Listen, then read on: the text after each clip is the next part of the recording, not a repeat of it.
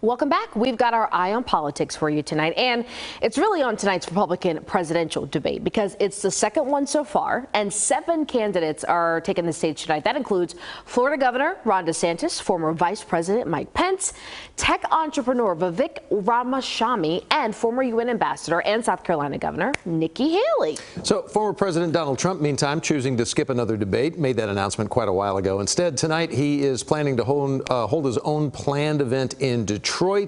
He'll be delivering a primetime speech that will definitely capitalize on the United Auto Workers Union strike, so he'll be speaking with them tonight as well. And despite facing 4 criminal indictments, the former president still performing very strongly in most of the polls out there. Yeah, he's like 30 points ahead in Iowa right now. Tonight's Republican debate critical. That's if his challengers hope to try to put a dent in the lead that he's gotten. He's maintaining. So got to get to the politics guy, my favorite, Jack Fink. Jack, what are we expecting from the debate tonight? Well, I think what's really interesting, Nicole and Doug, is where this debate is taking place in California, and that is the Ronald Reagan Library, the presidential library there. Obviously, he's a beloved figure by Republicans, but what's really interesting is with former President Donald Trump's continued popularity among Republicans and conservatives, many of them say it's Trump's party now. So here are a few things to watch out for tonight. First, how strongly the Republican candidates taking the stage will attack the former president, who's the front runner by far, as Nicole said, either on his electability or certain issues or his record. Another thing to be on the lookout for, how will each of the candidates make the case against President Joe Biden and his policies? The president's overall approval rating, according to the Real Clear Politics average this month, stands at 41%, with disapproval at 54.5%. And then the third thing is it'll be interesting to see how much the Republicans go after each other, because each wants to become the solid number 2 in this race, the alternative to Donald Trump. I spoke with Republican strategist Vinny Minchillo of Glass House Strategy, and he told me he's watching 3 people in particular: Ron DeSantis, Nikki Haley, and Vivek Ramaswamy. I asked him, of those 3, who's under the most pressure to perform and why? Certainly DeSantis is under the pressure. He's been holding the number 2 spot, but really having trouble hanging on. I think it's a make or break night for Nikki Haley. She did really well last time, and can she put 2 debates together? That would be what we're watching for tonight. And what about Ramaswamy? What are his challenges?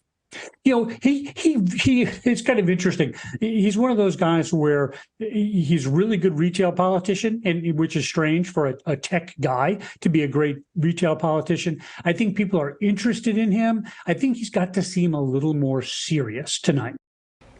He said they each need to have a breakout night while people are still tuning into these debates. With Trump so far ahead in the polls, Minchillo said he's not sure how many other forums people are going to be watching. So you mentioned polls. Maybe you watch polls. So how far ahead is the former president of everybody who's going to be on that stage tonight? Well, nationally, Doug, he is more than 42 percentage points ahead of Governor DeSantis. So in the Real Clear Politics average of polls between September 13th and yesterday, Trump has 56.6%. DeSantis way back at 14.4%.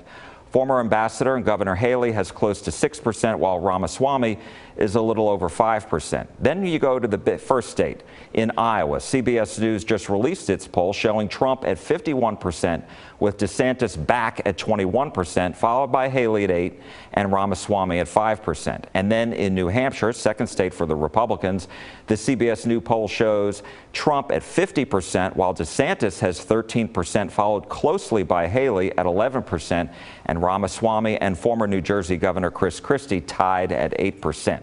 So as we know, Haley got the biggest, most lasting bump out of the first debate. While DeSantis didn't hurt himself in that debate, his campaign has really kind of stayed flat. And that's why analysts are going to be watching to see whether these two have a good night, along with Ramaswamy, to see if they will rise further in the polls and close that gap or remain far behind the former president. It's going to be an interesting night. I told you, I'm always interested in this part of the game. The debates are always, it shows you what you're up against, and it also shows you what the candidates are really made of. Who can throw a punch and who can take a punch. That's right. Take a punch. And also at the same time, depending on, where you stand, who can also stay out of the mud. Right. Right?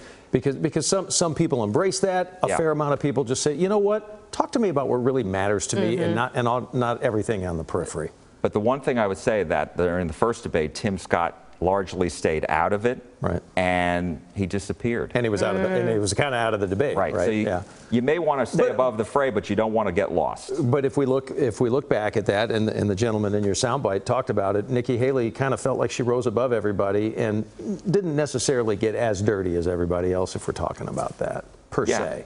Yeah, I mean, she had her moments. I mean, she was pretty strong in some cases. So again, I think a lot of people are going to probably be after her tonight, because she did have a really good debate and she did go up. Yep. So we'll see how quick on her feet she is this time. And we know they'll all have moments because we have campaign ads to make. Of course. We all have to have moments. Of course, the political theater begins. Got to go viral. There we go. Jack, thank you so much. Yeah. So Jack's not going anywhere. He's actually going to be watching tonight's debate for you, and then he's going to join us tonight at 10 o'clock on Channel 11 with the really big moments from tonight's debate. Don't miss that again, 10 o'clock on Channel 11.